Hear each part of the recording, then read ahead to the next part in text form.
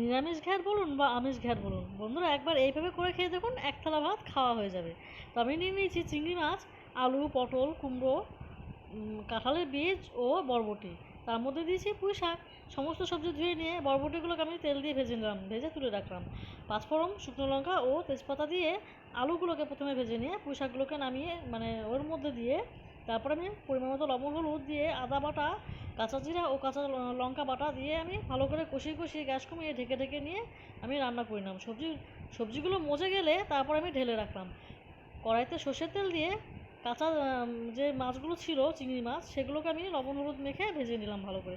সমস্ত সবজি ঢেলে দিলাম, তার মধ্যে 1 কাপের মতো জল দিয়ে সেই ভাজা বরবটিগুলোকে দিয়ে আমি ভালো করে নেড়ে চেড়ে নিয়ে আমি চিনি ও ভাজা জিরার গুঁড়ো দিয়ে নামিয়ে নিলাম। খুন্তিটা একটু চেটে চেটে খাই।